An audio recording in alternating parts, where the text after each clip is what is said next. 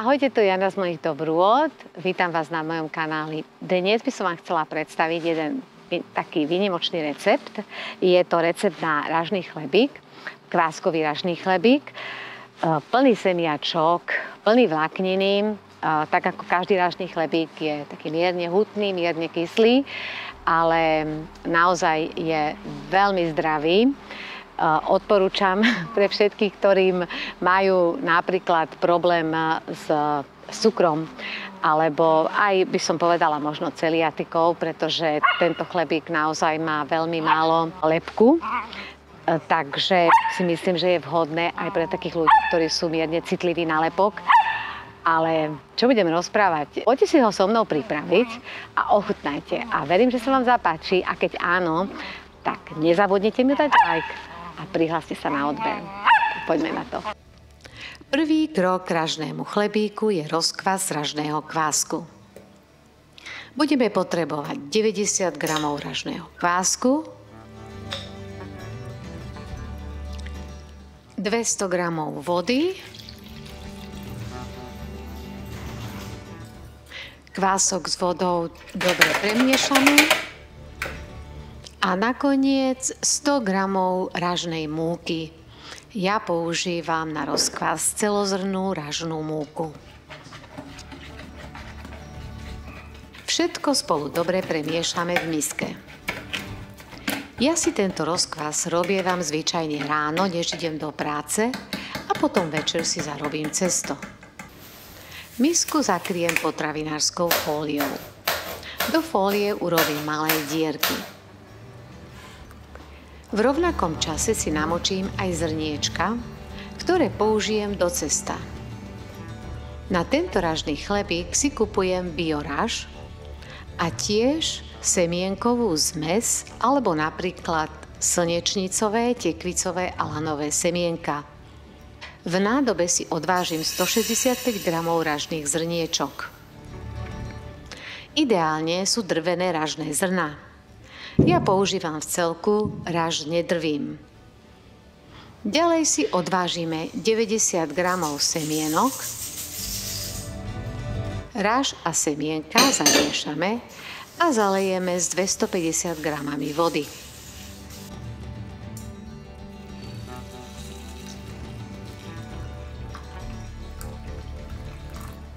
Opäť všetko spolu zamiešame a nádobu uzatvoríme.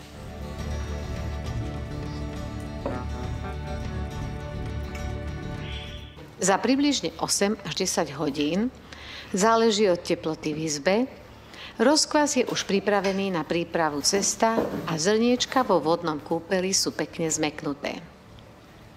Opäť potrebujeme váhu a väčšiu misku, do ktorej budeme pripravovať cesto. Najprv si scedíme semiačka, aby sme odstránili vodu. Tu potrebovať nebudeme. Potom do väčšej misky, kde budeme pripravovať cesto, vylejeme rozkvas. Do rozkvasu zamiešame scedené semienka. Všetko spolu premiešame.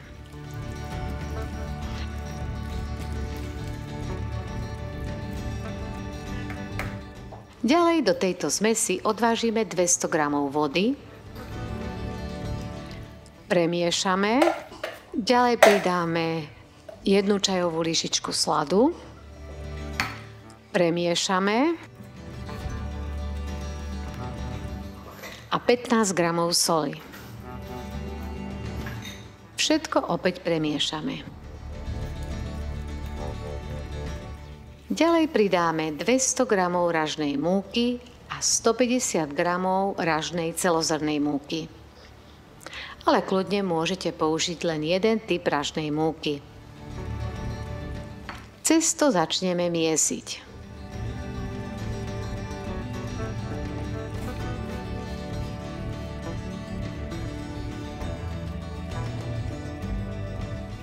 Cesto nie je príliš lepivé, nepripomína skôr maltu ako cesto, ale to je v poriadku.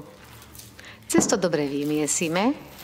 Tentokrát to robím radšej ručne, ale kľudne si pomôžte robotom. Dôležité je, aby sme všetko dobre premiesili. Ako vidíte, cesto je hutné a nelepivé, vlastne lepivé na prsty.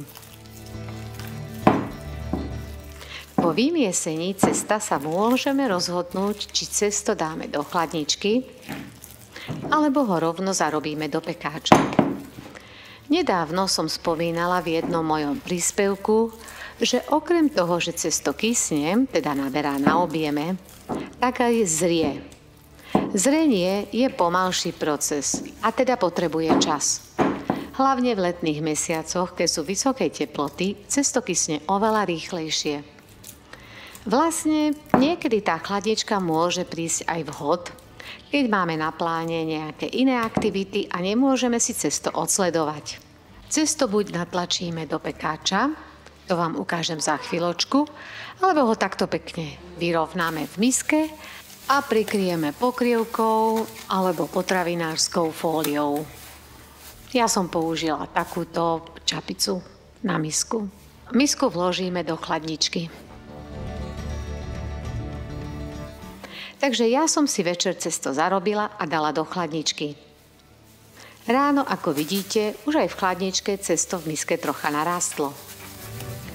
Cesto nechám takú hodinku odstáť pri izbovej teplote. Potom cesto opäť premiesím.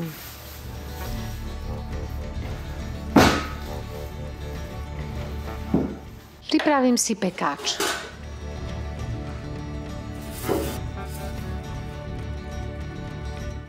Ten potriem celý maslom, aby sa cesto na pekáč neprilepilo. Prípadne si môžete aj vystrihnúť papier a ten dať do pekáča.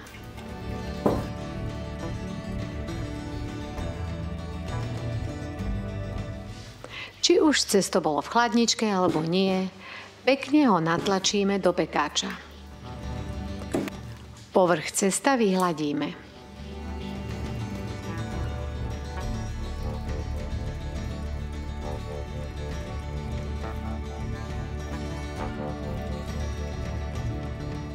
Nakoniec povrch ešte posypeme rovnakými semienkami, ktoré sme použili na cesto. Semienka jemne zatlačíme do cesta.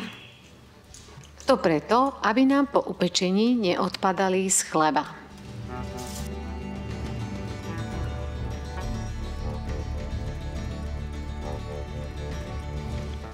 Pekáč s cestom buď prikryjeme potravinárskou fóliou, alebo rovno ho môžeme dať do uzatvorenej nádoby. Ja v tejto nádobe alebo pekáči budem chlieb aj piecť. Kysnutie cesta ražného chleba je okolo 4 až 5 hodín pri teplote 23 až 24 stupňov. Cesto je vykysnuté, keď podrastie a na povrchu vidíme také malé bublinky. Vykysnuté cesto v uzatvorenej nádobe dáme do predhriatej rúry na 250 stupňov v režime teplovzdušného pečenia.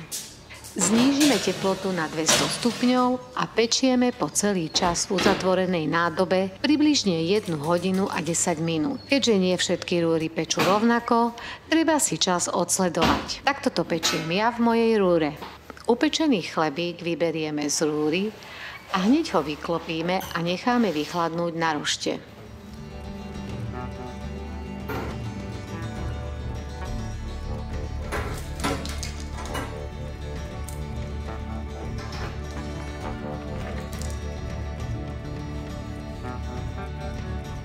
Vychladnutý chlieb zvyknem dať na 24 hodín do igelitového vrecka. Tento proces podporí zmäknutie kôrky a integritu chleba. Ale nakoľko samotný chlieb obsahuje 90% hydratácie, už po upečení sa dá pekne krájať.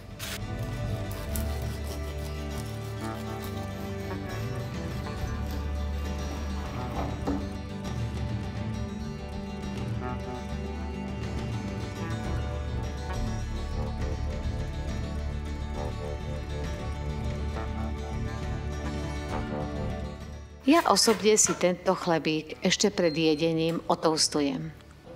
Priam zbožňujem, keď sú semienka a zrniečka raže jemne chrumkavé.